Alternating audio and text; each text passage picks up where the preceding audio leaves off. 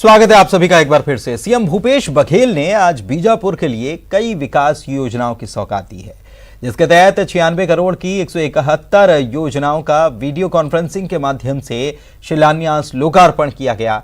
बहरमगढ़ में 29 करोड़ 16 लाख रुपए की 39 विकास परियोजनाओं का लोकार्पण किया गया। करीब 68 करोड़ रुपए की 132 विकास योजनाओं का भूमि पूजन किया गया। इस मौके पर मंत्री टीएस सिंहदेव, जय सिंह अग्रवाल, कवासी लखमा और दीपक बैज समेत कई नेता और मंत्री मौजूद रहे। देने का काम बीजापुर जिले में किया जा रहा है। मैं सभी को, अधिकारियों को, हितग्राहियों को, जनप्रतिनिधियों को बहुत बधाई देता हूँ, शुभकामनाएं देता हूँ। विधायक हमारे साथी विक्रम मंडावी ने मुझे कल टेलीफोन से ही चर्चा की थी, एक बोट हो जाए ताकि इंद्रावती में कि उस पार जो अबूझमाड़ में जो रहते निवास करते हैं वो लोग आना जाना करते हैं, उसके तकलीफ को देखते हुए वहाँ एक बोट उपलब्ध करा दी जाए ताकि वहाँ के लोग आ जा सके। और एक एम्बुलेंस की मांग की है, तो मैं दोनों की घोषणा करता हूँ ताकि वहाँ के लोगों को इसका लाभ मिल सके। रायपुर से खबर आपको बता रहे हैं, निगम मंडलों से जुड़ी बड़ी खबर इस वक्त आपको बता रहे हैं। 100 से ज्यादा नेता इसमें शामिल हो सकते हैं। निगम मंडलों में नियुक्ति से जुड़ी है बड़ी खबर। दूसरी सूची में 100 से ज्यादा नेता हो सकते हैं। लंबे वक्त से इसका इंतजार हो रहा था इन लोगों को और शायद वो घड़ी आ गई है। आधा दर्जन से अधिक विधायक दूसरी सूची में। संगठन के सक्रिय कार्यकर्ताओं को जगह मिलेगी। समन्वय समिति की बैठक के बाद यह सूची जारी होगी। ये बड़ी खबर आपको बता रहे हैं। तो निगम मंडलों में नियुक्ति की जानी है और इसका लंबे वक्त से इंतजार हो रहा है, खासतौर पर कार्यकर्ताओं, नेताओं जो कि जिन्होंने पार्टी के लिए जमकर काम किया है, तो उनको उम्मीद है। और ये बड़ी खबर आपको ये बता रहे हैं कि 100 से ज्यादा लोगों की ये लिस्ट हो सकती है। दूसरी सूची में 100 से ज्यादा नेता हो सकते हैं। आधा दर्जन से ज्यादा विधायक दूसरी सूची में। संगठन के कई सक्रिय कार्यकर्ताओं को भी जगह मिलेगी। समन्वय समिति की बैठक होनी है, पीएल पूनिया आएंगे और बैठक के बाद सूची जारी की जाएगी। तो कांग्रेस के प्रदेश प्रभारी पीएल पूनिया का दौरा है। आज से 2 दिनों के रायपुर दौरे पर पीएल पूनिया आए और कल कांग्रेस की समन्वय समिति की बैठक जो रखी गई है, इस बैठक में वे शामिल होंगे और माना यही जा रहा है कि ये लिस्ट लेकर आए। तो ये इसका लंबे वक्त से इंतजार कर रहे थे वो कार्यकर्ता, नेता जो लगातार संगठन के लिए काम कर रहे थे। हमारे प्रभारी आदरणीय पीएल पूनिया जी का आने का समाचार मिला है, सो शाम को आएंगे और यहाँ आके सभी जितने हमारे सीनियर लीडर हैं वो सबसे मिलेंगे। यहाँ समन्वय समिति की बैठक होगी। विधानसभा का सत्र आहूत करना है। बहुत कई ऐसे मुद्दे हैं जिनको विधानसभा में पारित करना है। उस संबंध में विचार विमर्श करने के लिए कितने दिन का रखा जाए, कब उसको कौन कौन से सभी विषय उसमें आ सकते हैं, इन सारे। और ममता हमारे सहयोगी इस वक्त हमारे साथ इस खबर पर लाइव जुड़ी हुई हैं, उनसे बात करते हैं। ममता, दूसरी सूची का इंतजार चल रहा है और ये क्या वो घड़ी आ गई, कह सकते हैं कि बहुत जल्दी दूसरी सूची जारी होगी? लंबा इंतजार कार्यकर्ताओं को, नेताओं को करना पड़ा।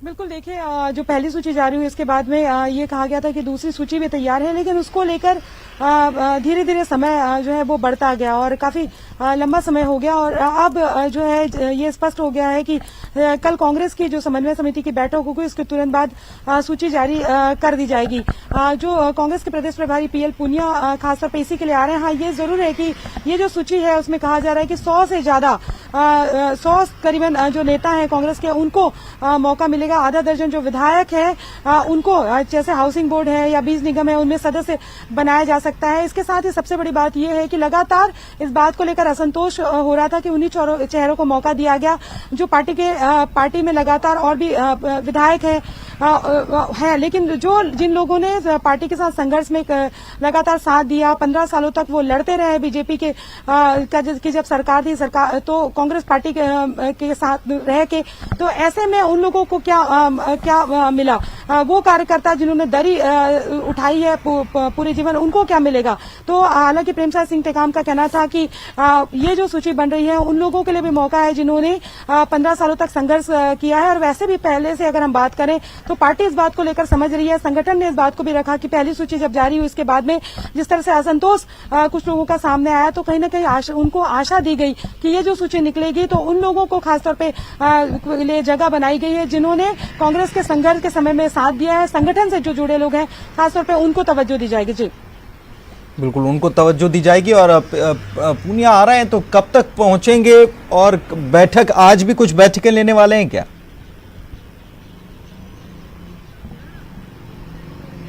देखिए, कांग्रेस के जो प्रदेश प्रभारी पीएल पुनिया है वो शाम को 7:30 बजे पहुंचेंगे और इसके बाद में ये हो सकता है कि कुछ जो मंत्री या जो कांग्रेस के वरिष्ठ जो नेता हैं उनसे मुलाकात करें। और उसके बाद में कल ये जो बैठक है वो होगी जिसमें तमाम जो बड़े नेता हैं, समन्वय समिति के जो सदस्य हैं वो लोग शामिल होंगे। और ये भी कहा जा रहा है कि अलग अलग तरीके से संगठन के लोगों से, सत्ता से वो चर्चा करेंगे। जो सूची को लेकर तो पहले से कहा जा रहा है कि सूची तैयार कर ली गई है, लेकिन ये कहा जा रहा है कि पीएल पुनिया जब आएंगे तो फाइनली एक बार और 1-to-1 किया जाएगा, उसके बाद में इस सूची को फाइनलाइज करके जारी कर दिया जाएगा। जी, तो क्या ये माना जा सकता है कि कल जब बैठक होगी उसके बाद ये लिस्ट जारी हो जाएगी, या फिर थोड़ा सा इंतजार और अभी बाकी रहेगा? देखिए, अभी जिस तरह से इशारा किया जा रहा था, जैसे कि प्रेमसाय सिंह टेकाम से भी हमने बात की, उनका कहना था कि समन्वय समिति की बैठक होगी, अलग अलग मुद्दों पे होगी। स्पष्ट तौर पे तो वो जो है कह नहीं कर रहे थे, लेकिन जो इशारा था कि समन्वय समिति की बैठक के बाद में ही ये सूची जारी होगी। हालांकि ये स्पष्ट नहीं किया गया है कि कल शाम को ही सूची जारी कर दी जाएगी या अगले दिन जारी कर दी जाएगी। इसको लेकर एक तरह से कहें तो गोपनीयता बनाने की कोशिश की जा रही है। लेकिन ये जरूर है कि पीएल पुनिया का ये जो 2 दिन का दौरा है वो काफी महत्वपूर्ण है। जी, शुक्रिया आपका ममता इस जानकारी के लिए। तो काफी महत्वपूर्ण ये दौरा बताया जा रहा है और कल एक बैठक होने वाली है खास तौर पर समन्वय समिति की, और ये लिस्ट लेकर आए तो एक बार फिर से इसके ऊपर और मंथन किया जा सकता है। रायपुर से अगली खबर, माध्यमिक शिक्षा मंडल की 2 बैठकें होनी है। मान्यता और परीक्षा समिति की बैठक होगी। माध्यमिक शिक्षा मंडल मुख्यालय में ये बैठक होगी। 173 स्कूलों की मान्यता आवेदन पर चर्चा की जाएगी और परीक्षण प्रतिवेदन पर भी चर्चा होगी। इसके साथ ही एक और महत्वपूर्ण मसला रहेगा, बोर्ड परीक्षाओं के पाठ्यक्रम में कटौती पर भी चर्चा होगी। छत्तीसगढ़ शिक्षा मंडल की ये 2 अहम बैठकें हैं, क्योंकि कोरोना के चलते जिस तरीके से स्कूल बंद हैं और पढ़ाई अभी नहीं चल पा रही ठीक तरीके से, तो बोर्ड परीक्षाओं का पाठ्यक्रम कैसा हो, इसको लेकर भी कितनी उसमें कटौती की जाए, इसको लेकर भी चर्चा होगी। और इसके साथ ही एक और अहम मसला है, 173 स्कूलों का मान्यता आवेदन आया है, इस पर भी चर्चा की जाएगी।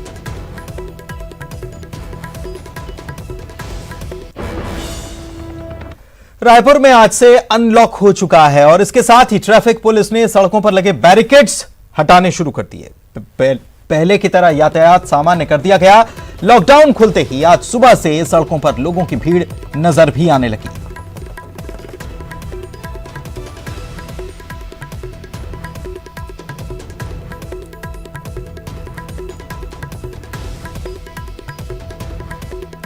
अनलॉक शुरू हो गया है और इसका असर राजधानी रायपुर के बाजार में भी दिखाई दे रहा है। राजधानी रायपुर का ये मालवीय रोड है और जब लॉकडाउन था तो काफी सन्नाटा यहाँ पर पसरा रहता था, लेकिन अब सुबह से ही अगर हम बात करें तो यहाँ पर भीड़ आप देख सकते हैं। हालांकि यहाँ पर अभी भी जो दुकानें हैं वो उसको जो है वो 11 बजे से 7 बजे तक ही खुली रहेगी, लेकिन उसके बाद भी जो इक्का दुकानें खुली हैं। मार्केट पूरी तरह से शुरू हो गया है। सुबह 6 बजे से लेकर 12 बजे तक सब्जी, फल, दूध और चिकन, मटन की दुकानें खुली रहेंगी। पहले 6 से 10 तक की अनुमति थी, लेकिन अब ये 2 घंटे एक्स्ट्रा समय मिलेगा। बाकी की जो दुकानें हैं वो सुबह 11 बजे से लेकर शाम को 4 बजे तक के 7 बजे तक खुली रहेंगी और रेस्टोरेंट सुबह 10 बजे लेकर रात 9 बजे तक के खोलने की अनुमति मिली हुई है। लोग जो है वो अगर हम बात करें तो अभी सुबह से यहाँ पर भीड़ नजर आ रही है। मंत्रालय और सरकारी दफ्तरों के लिए चूंकि खोल दिए गए हैं, ऐसे में लोग नजर आ रहे हैं कि दफ्तरों के लिए भी लोग निकले हुए हैं। तो जाहिर तौर पर आज से अनलॉक की फिर से कर दिया गया है रायपुर जिले को, लेकिन उसके साथ ही ये भी कहा गया है दुकानदारों को सख्त हिदायत दी गई कि वो सैनिटाइजर जरूर रखें, मास्क जरूर रखें, ग्राहक भी मास्क पहनकर जाए और जो नहीं जाएंगे उन पर सख्त कार्रवाई की जाएगी। अपनी तरफ से छूट मिली हुई है लोगों को की सुविधा को देखते हुए, और आर्थिक रूप से अगर मजबूत बनना है राज्य तो ये जरूरी है, क्योंकि लॉकडाउन ही एकमात्र सोल्यूशन नहीं है, लेकिन ये जरूर है कि अगर लोग एहतियात बरतते हैं तो ये बड़ा सोल्यूशन हो सकता है। कैमरा पर्सन इमरान के साथ ममता लांजे और न्यूज 18 छत्तीसगढ़, रायपुर। तो आज से रायपुर जिले में अनलॉक शुरू हो गया। रायपुर के चौक चौराहों से ट्रैफिक बैरिकेड्स हटा दिए गए। जायजा लिया हमारी सहयोगी ने। आज से अनलॉक शुरू हो गया है और यही वजह है कि चौक चौराहों पर जो बैरिकेड्स लगाए गए थे वो हटा दिए गए हैं और पहले की तरह वाहनों की जो आवाजाही है वो शुरू हो गई है। पहले इस तरह से गाड़ियां नहीं जा पा रही थी। जो पुलिस चौक चौराहे पर तैनात थी, जगह जगह बैरिकेड्स लगाए गए थे।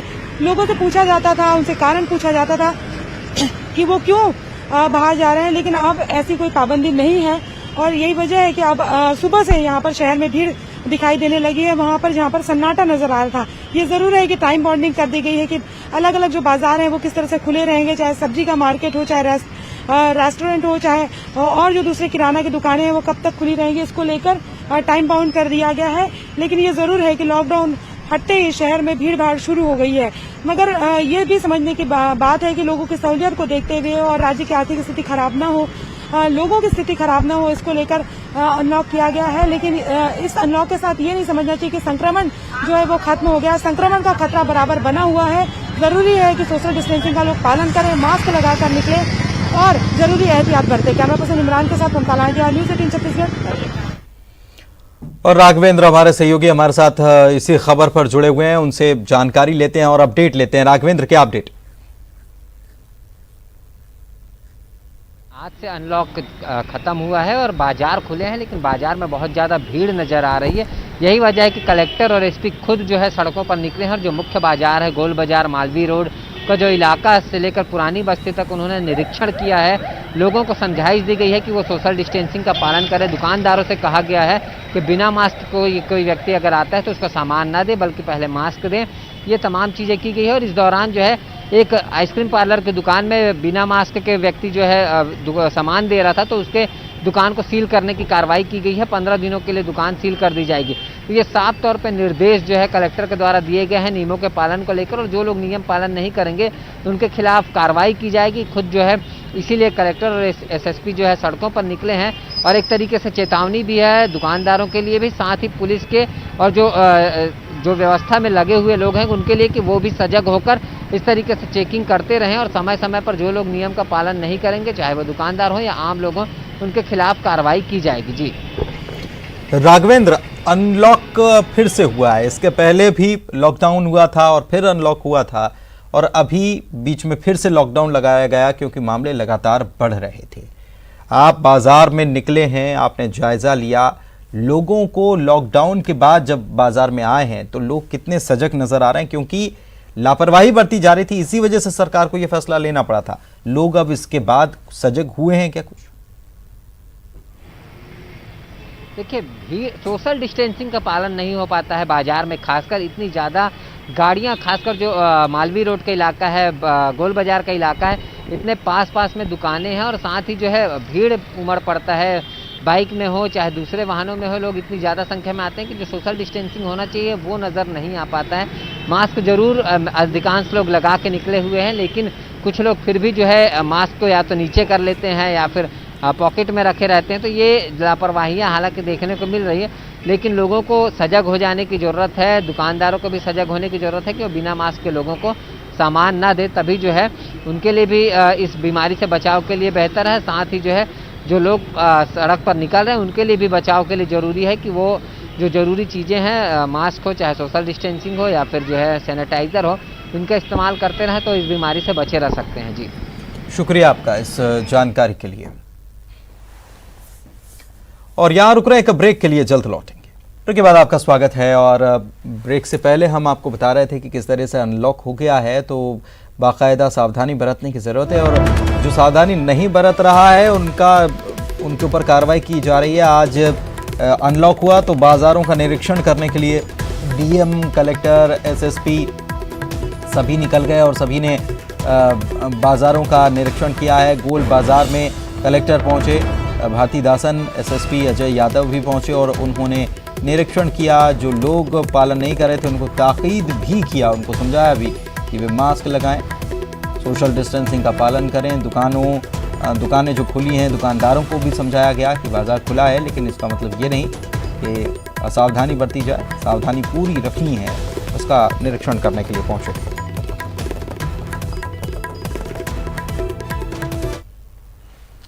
खुल गई दुकानें। बेमेतरा में लॉकडाउन हटने के बाद आज बाजार गुलजार हुआ और सभी दुकानें खुली।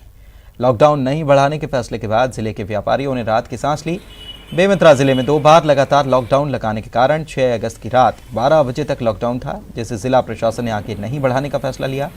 हालांकि लॉकडाउन के दौरान कोरोना काफी कंट्रोल में रहा और इस दौरान सिर्फ जिले में 3 ही मरीज देखने को मिले।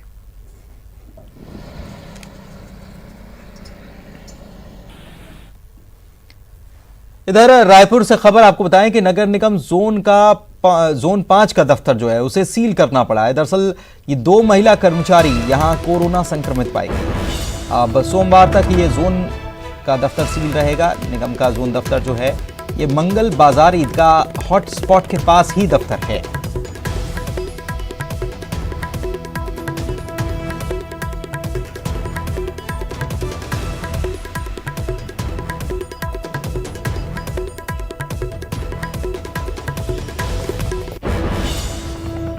और रायपुर से खबर दे रहे हैं, प्रदेश में कोरोना की रफ्तार अभी थमी नहीं है। 24 घंटे में कुल अगर पूरे राज्य की बात की जाए तो 483 नए कोरोना मरीज मिले हैं। प्रदेश में अब तक 11,020 मामले हो चुके हैं।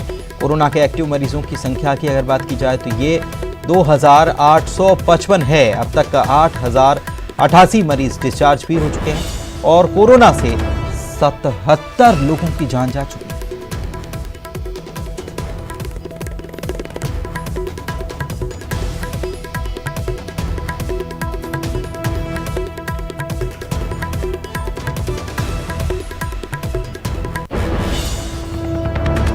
और कोरबा से खबर आपको बता रहे हैं, हसदेव बैराज के 2 गेट खोल दिए गए हैं। बैराज से अब पानी छोड़ा जा रहा है और 8,000 क्यूसेक पानी छोड़ा जा रहा है। गेट नंबर 4 और गेट नंबर 12 के गेट खोले गए हैं। नहर तट से ये 6,000 क्यूसेक पानी छोड़ा जा रहा है। नदी किनारे बसे लोगों को इसके बाद अलर्ट कर दिया गया है। बारिश जिस तरीके से हुई है उसके बाद लगातार जलस्तर बढ़ता हुआ और बैराज से अब पानी छोड़ना पड़ा है। 8,000 क्यूसेक पानी छोड़ा जा रहा है। बाकायदा जो इलाके हैं उनमें अलर्ट कर दिया गया, निचले इलाके हैं वहां पर अलर्ट कर दिया गया है।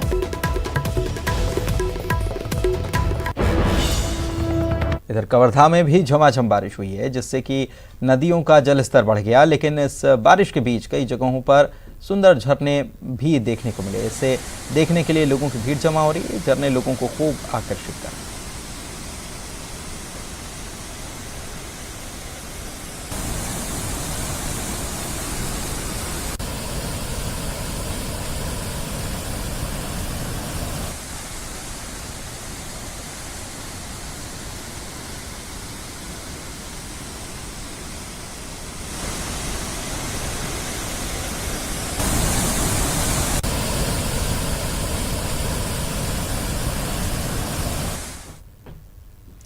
बिलासपुर शहर में लगातार दूसरे दिन भी रुक रुक कर बारिश हो रही है। लंबे समय के बाद मौसम में बदलाव आया है और बारिश से शहर के कई इलाके और सड़कें जलमग्न हो गई हैं। पहाड़ी क्षेत्र में हो रही बारिश के चलते नदी नालों का जल स्तर बढ़ गया है। वहीं प्रशासन ने एहतियातन नदी किनारे बसे गांवों में अलर्ट जारी किया है। लगातार बारिश से तापमान में भी 2 डिग्री सेल्सियस तक की गिरावट दर्ज की गई है और मौसम विभाग के मुताबिक आज और कल बिलासपुर संभाग में भारी बारिश की संभावना है।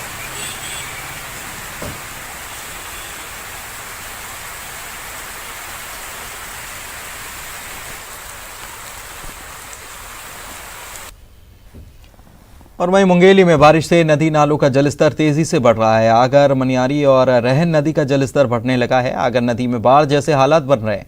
इसको लेकर जिला प्रशासन बाकायदा अलर्ट है और कलेक्टर ने बताया है कि एहतियातन सभी तैयारियां कर ली गई हैं। आपदा टीम, गोताखोर और रेस्क्यू टीम को भी तैयार कर लिया गया है। नगर पालिका की ओर से नदी किनारे के वार्ड और निचली बस्तियों में मुनादी कर लोगों को सावधान किया जा रहा है। मौसम विभाग के मुताबिक अभी 1-2 दिन और बारिश होने की संभावना है।